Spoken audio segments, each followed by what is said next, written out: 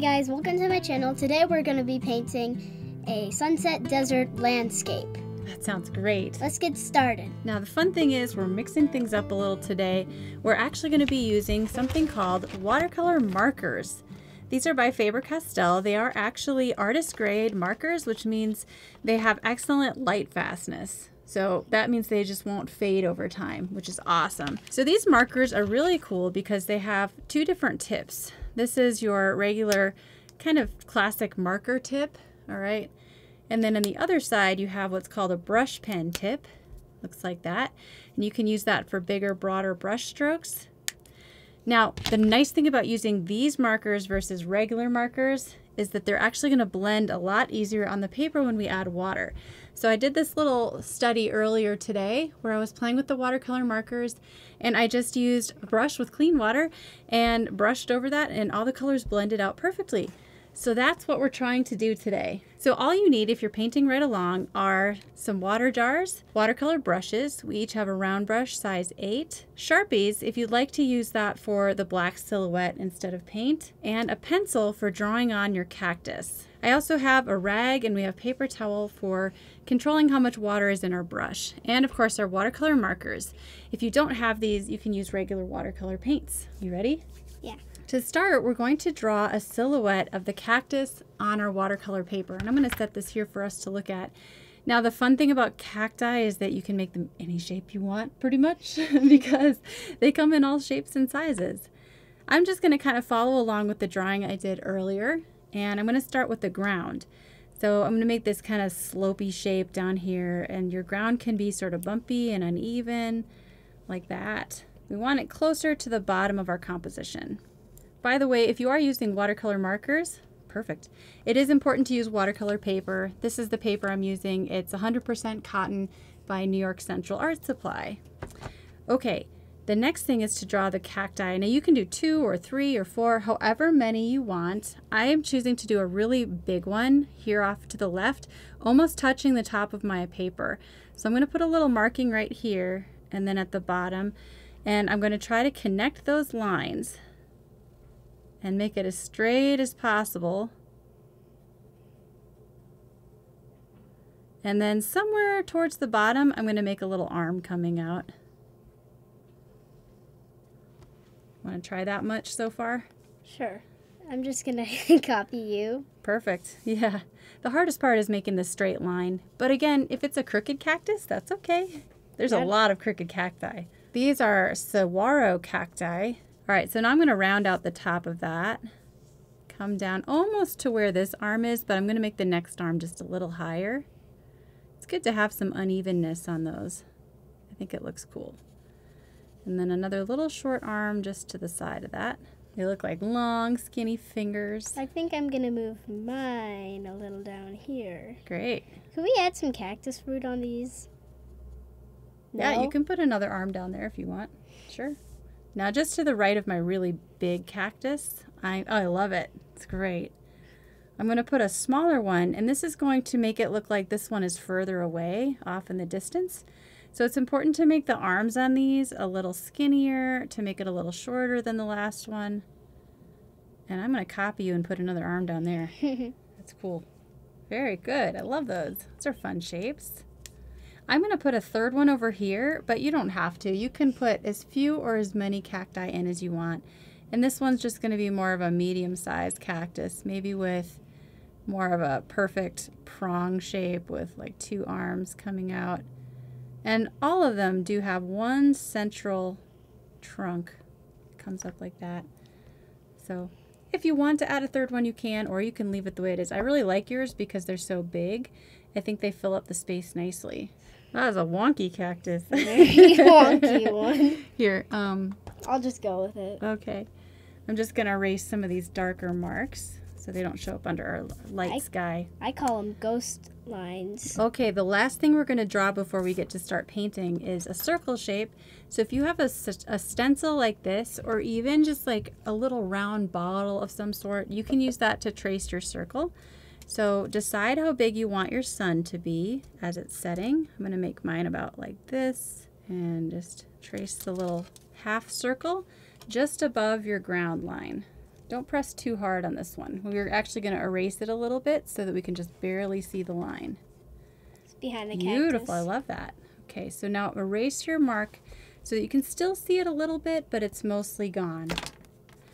That's because when we do our paint around it, it's going to be very light colored paint. We don't want our pencil line to be super dark. Awesome, I think we're ready to start.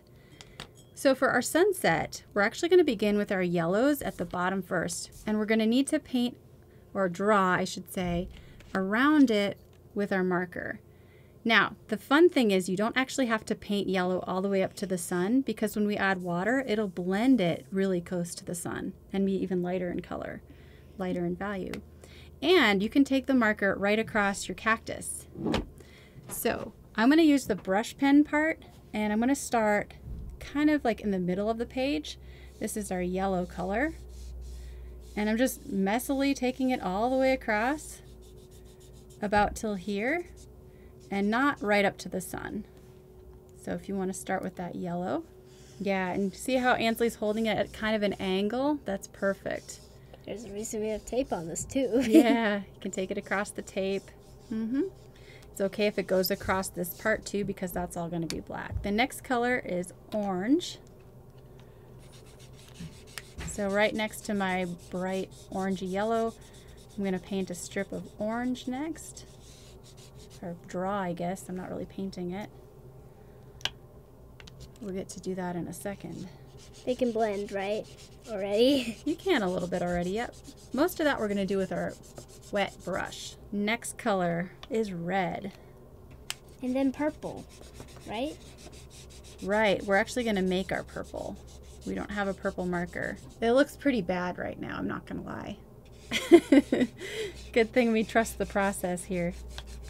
Good thing you did one before this and it actually turned out good, so we know that this isn't... Right, that's what practice runs are for. I'm going to use this pink color next. It's actually called middle purple pink.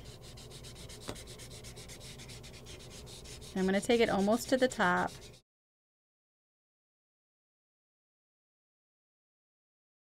And you see how there's some little gaps where we still see some of the valleys in the paper still showing through? All that's going to get covered up when we add water. Then the last color is blue. This one is ultramarine blue. And so we'll put this at the very top. So if you're using watercolor paints, you can find some colors that are really similar to this, and that'll work great. Ooh, they're blending. That's a very purplish color. Yeah, already getting some good blends. Okay, I'm gonna put these back in here. Nice, now here comes the fun part. So take your brush, your watercolor brush, swirl it in the clean water, and you're going to remove any excess water off the lid or by swiping it on the lip of your jar. Now, can you tilt your brush like this? Yes. So what we're gonna do is start at the edge of our yellow and just start to brush. Ooh, that's pretty. And see how it's already starting to blend away those marker lines.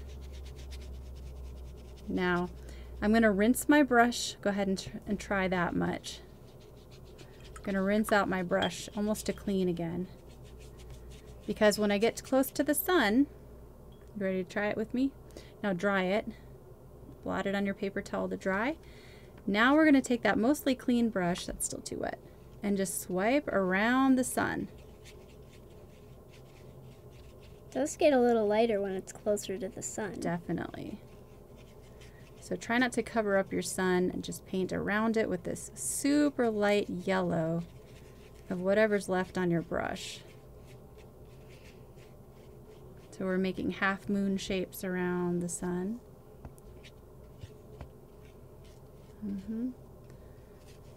Nice. Now we can be more free with our brush strokes. Take some more water and let's just keep going and blending our whole sky out.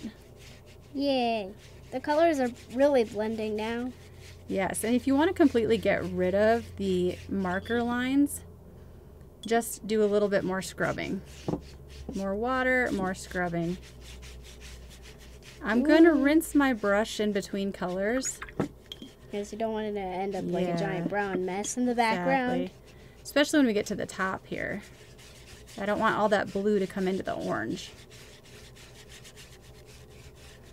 But yep, now you can just do a side to side brush stroke, blend it all together.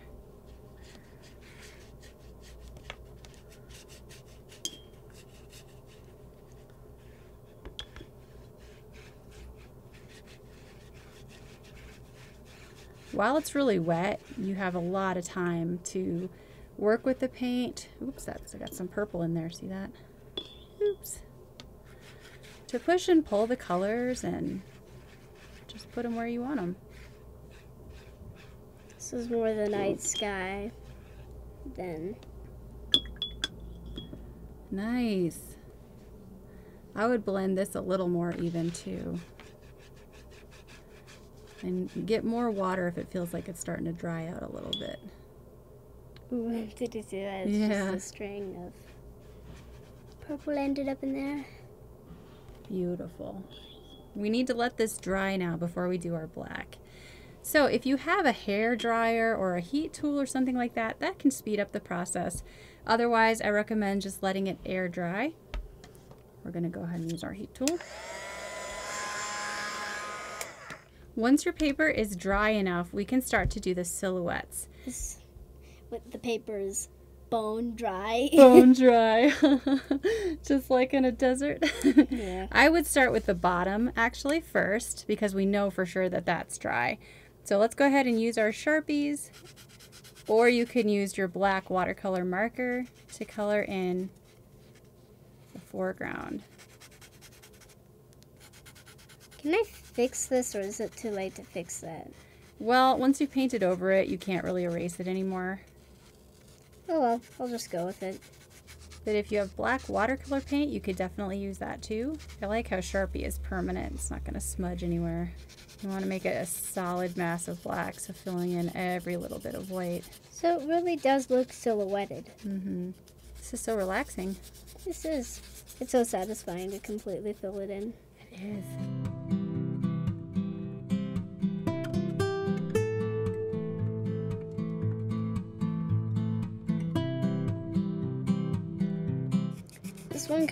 This cactus kind of looks like a person doing this. The peace fingers. Yeah. Mm-hmm. Weird. All right, I know you really wanted to add a cow skull in yours. So I'm gonna try to add one in mine here, just for the ending. Gonna let the eye socket kind of shine.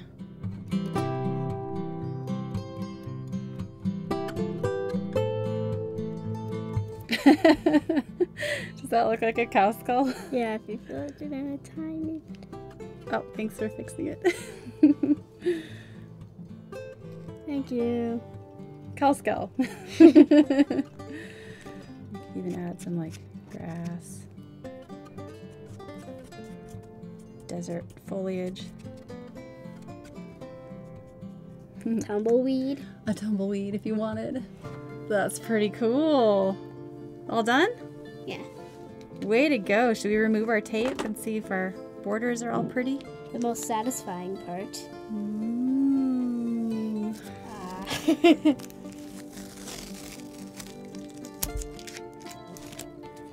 So satisfying. So satisfying.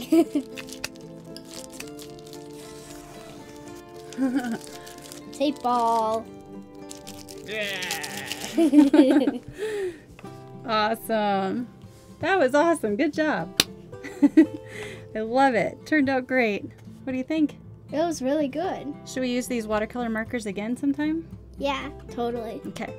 We'll plan on that. Thanks for painting with us.